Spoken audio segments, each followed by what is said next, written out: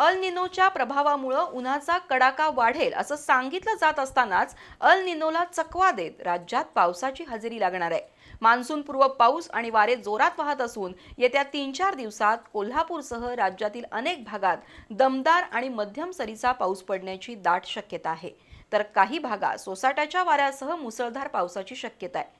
दरम्यान आज सकाळपासून उन्हाच्या तडाख्यानं हैराण झालेल्या कोल्हापूरवासियांना दुपारनंतर ढग दाटून आल्यानं आणि हवेत गारवा निर्माण झाल्यानं दिलासा मिळाला, तर राधानगरी आणि कागलसह जिल्ह्याच्या अनेक भागात वळीव पावसानं दमदार हजेरी लावली।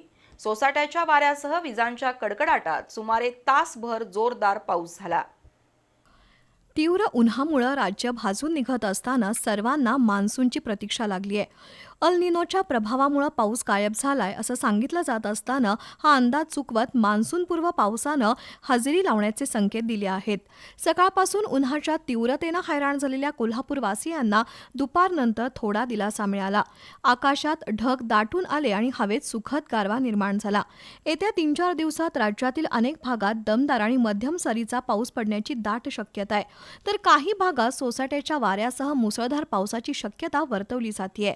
भारतीय हवामान विभागानं ताजी आकडेवारी जाहीर केली आहे। त्यानुसार दक्षिण मध्य महाराष्ट्र आणि मराठवाडा यासह राज्यातील इतर भागात 8 मे रोजी हलक्या मध्यम स्वरूपाचा पाऊस पडणार आहे, तर कोल्हापूर, सातारा, सांगली, बीड, लातूर आणि धाराशिव या जिल्ह्यात ताशी 40 ते 50 किलोमीटर वेगानं वारं वाहणार आहे। कोल्हापूर, सातारा आणि पुणे इथल्या डोंगराळ भागात आणि दऱ्याखोऱ्यात हलका आणि मध्यम स्वरूपाचा पाऊस पडेल। रत्नागिरी, सिंधुदुर्गच्या किनारपट्टी भागात दमदार पाऊस पडेल। दरम्यान आज दुपारनंतर राधानगरी तालुक्याबरोबर मुधाळ, तिट्टा, कूर, मडिलगे परिसरात पावसाचा जोर अधिक होता।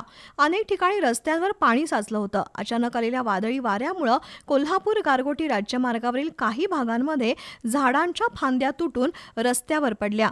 काही ठिकाणी लावलेल्या डिजिटल फलकांचं नुकसान झालंय, त्यामुळे काही काळ वाहतुकीवर परिणाम झाला।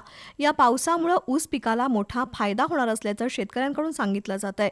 पावसामुळे शेतकऱ्यांनी खरीपपूर्व मशागतीच्या कामांना गती देण्याची तयारी सुरू केली आहे। मात्र दुसरीकडे काढणीला आलेल्या भुईमूग, सूर्यफूल आणि मका पिकांना या पावसाचा फटका बसण्याची शक्यता आहे। दरम्यान वळीव पावसाच्या आगमनामुळे परिसरातील तापमानात घट झाली आहे। उष्णतेनं त्रस्त नागरिकांनी पावसात भिजण्याचा आनंद लुटला, तर ग्रामीण भागात लहान मुलांनीही पावसात खेळण्याचा आनंद घेतला। दरम्यान सकाळपासून कागल तालुक्यात उन्हाचा कडाका वाढला होता। दुपारनंतर आकाशात ढग दाटून आल्यानं पावसाची चिन्ह दिसू लागली होती। अखेर दुपारी 3च्या सुमारास ढगांच्या गडगडाटासह वळीवाच्या पावसानं जोरदार हजेरी लावली। कागल शहरात गुरुवारचा आठवडी बाजार भरल्यानं बाजारपेठेत खरेदीसाठी नागरिकांची मोठी गर्दी होती। अचानक सुरू झालेल्या पावसामुळे व्यापारी आणि ग्राहकांची तारांबळ उडाली। अनेकांनी दुकानांच्या आडोशाला धाव घेतली। सुमारे 15 ते 20 मिनिटं पाऊस कोसळत राहिला। पावसाला सुरुवात होताच शहरातील वीज पुरवठा काही काळासाठी खंडित झाला होता। वळीवाच्या पावसामुळे वातावरणात गारवा निर्माण झालाय।